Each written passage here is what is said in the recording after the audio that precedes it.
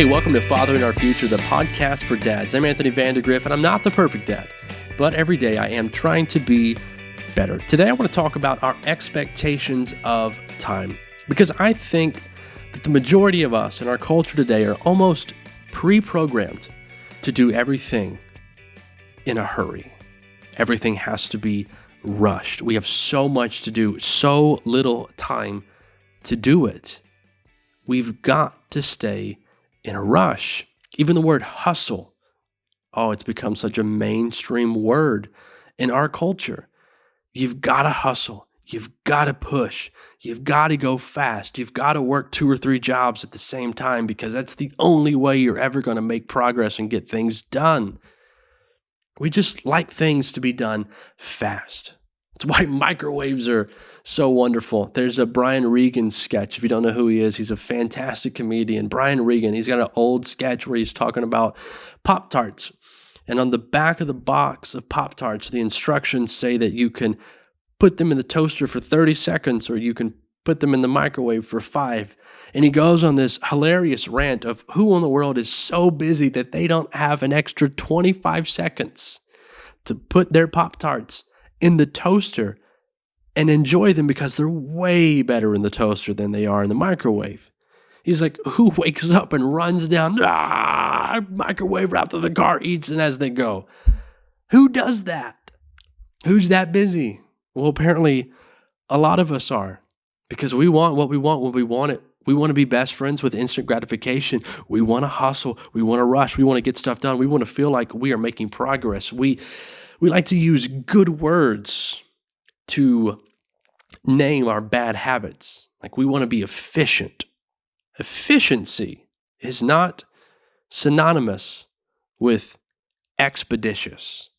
Efficiency is not about speed. It is about organization.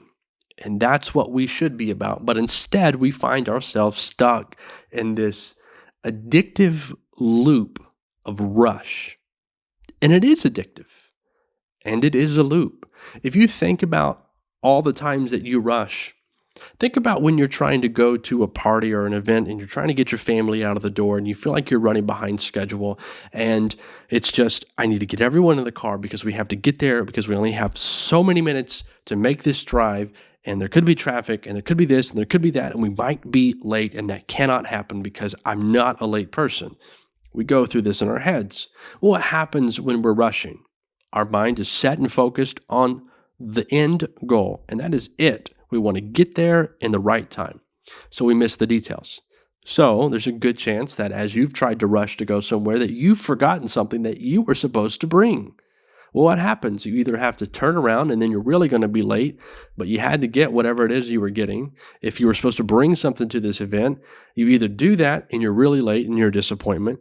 You're disappointed at yourself because you have to stop the store and spend money that you didn't want to spend to get whatever the item was that you were supposed to bring to the party, or you just show up to the party on time and empty-handed, and then you're a disappointment in the eyes of everybody else.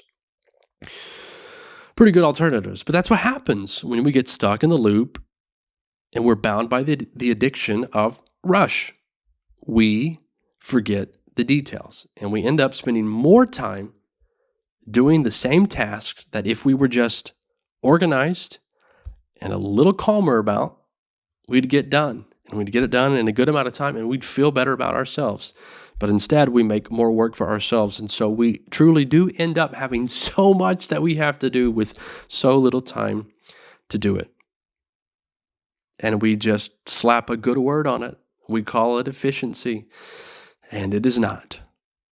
But this is where we find tension in the home because as adults, we function this way. Kids, not so much. They're at the opposite end of the spectrum when it comes to expectations of time. We don't feel like we have enough time. We have so much that we have to do. Kids can't get enough of time. They love every second of every day. They don't want to take naps. They don't want to go to bed because there is time for them to be awake. There is time for them to have their imagination run wild, for them to explore and to experiment and to play and to laugh. That's what kids think about time. And here we are. We are in the rush, and they just want to enjoy every second. And we have to come together because we're a family. So how do we deal with this tension? We, as dads, we have to adjust our expectations of time. Living in a rush, it's not going to cut it.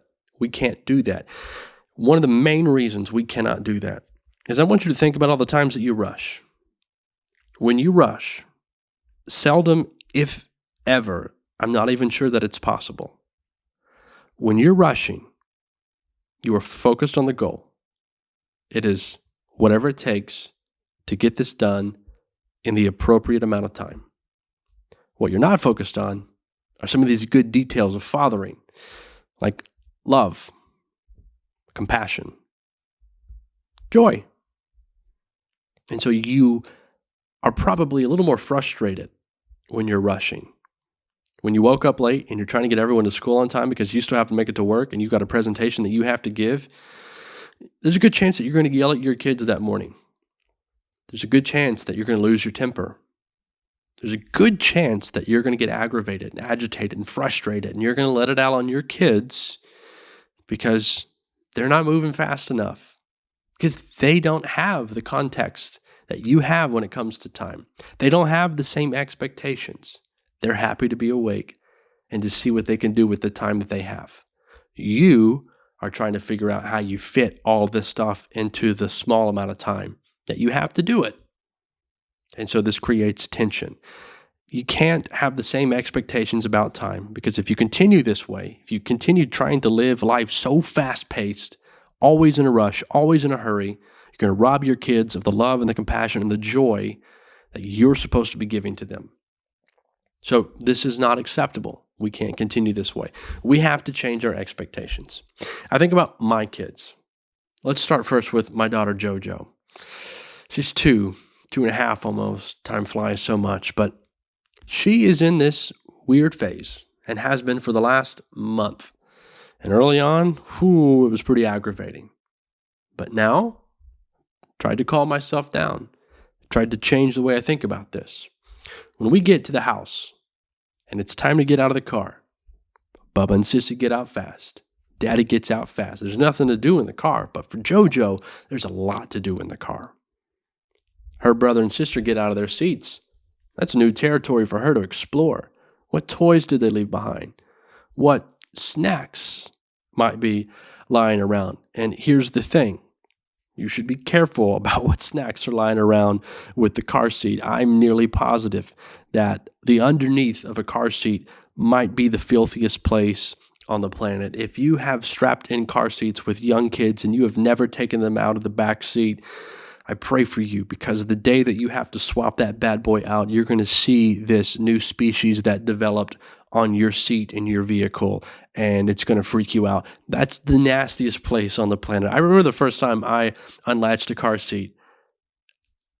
It caught me off guard. I wasn't ready for it, and even me prepping you, you're still not going to be ready for it. It's disgusting. So yes, she likes to probe around and see what's left behind.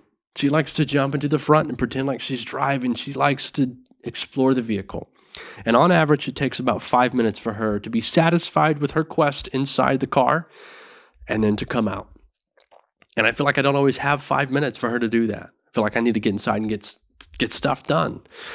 But I have come to realize that those 5 minutes, spending time with her in a car of all places, seems to mean a lot more to her than me trying to rush her out of the vehicle and get her inside the house.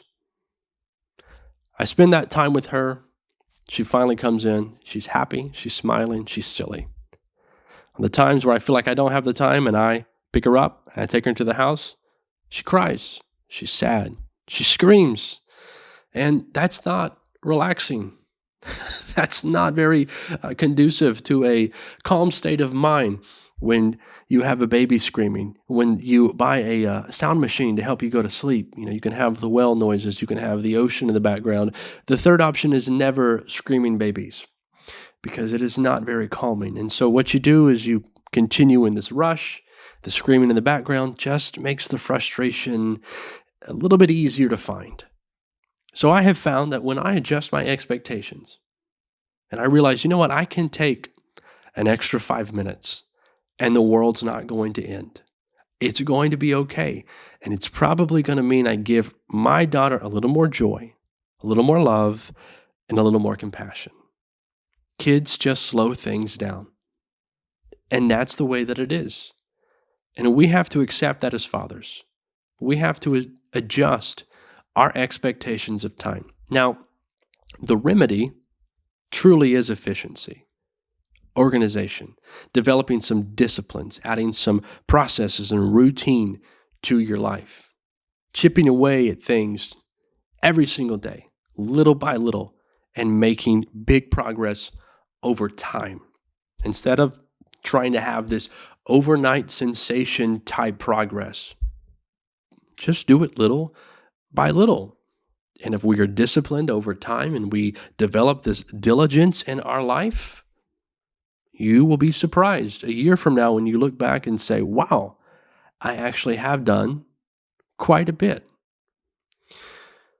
Slow down a little bit in life.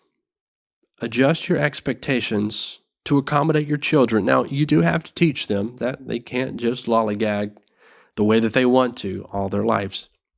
But I think the best way for us to go about this is to develop disciplines ourselves and then to model that to our kids and to take the initiative to serve them with their current expectation and context of time. An example of what I mean by this is if every morning you're waking up and it is a maddening rush to get your kids ready and out the door for school and get yourself to work, maybe you wake up an hour earlier. Maybe you take the initiative and you take the lead as a leader in your home, as the dad, and you show some initiative. You wake up early so that you can better serve and give to your family, because that's what we get to do as leaders. That's what we get to do as fathers. That's who we are. It's an opportunity for us to better serve and to better give to our children, to our family. So maybe we develop some disciplines. Now, I'm not going to go down, here's what you need to do, because I don't think I'm the right person for that. But I can tell you that in theory, and I know that sometimes things are easier said than done, so I'm going to take the easy way for this episode and just say it. Discipline. Develop some discipline. Get some routine in your life. Find organization. Declutter your life. Do what needs to be done. Chip away little by little. And get out of the rush. Life does not need to be a constant hurry. I would advise you, for the sake of your kids, of your family, and of your own sanity, to stop rushing, to stop living in such a hurry, and find discipline. And I would try to do that pretty quickly. Thanks for being with me today. This is Fathering Our Future. This is the podcast for dads. If you have any questions, please reach out to me, fatheringourfuture@gmail.com. I'd love to hear from you. I'd love for you to connect in other ways. You can find Fathering Our Future on social media, Facebook, Instagram, and YouTube. If you're watching this, go ahead and subscribe to the channel, because there's more than just the podcast episodes that are posted on here. If you want even more, I would go to the website, fatheringourfuture.com. You're going to get blog posts, some things that are right that I won't talk about on the podcast, at least not anytime soon. You also get some blogs from other dads who aren't perfect dads, but they are trying to be better every day, and you're going to get some wonderful insight from them. Fathering Our Future is an attempt to bring together a community of dads so that together we can better father our future, and you'll get a lot of that at the website, fatheringourfuture.com. But again, I'd love to hear from you, so reach out however you can, whether it's through social media or emailing me directly at fatheringourfuture@gmail.com. Again, this is Fathering Our Future, the podcast for dads. I'm Anthony Vandagriff. Thank you so much for being with me today, and I hope you'll join me next time. Hey, I hope you've enjoyed today's episode. Make sure to subscribe to the channel. Also, don't be shy. Please connect with Fathering Our Future on social media and become a part of the community that values fathers, that aims to help men love being dads and to help dads be better dads every day, so that together we can better father our future.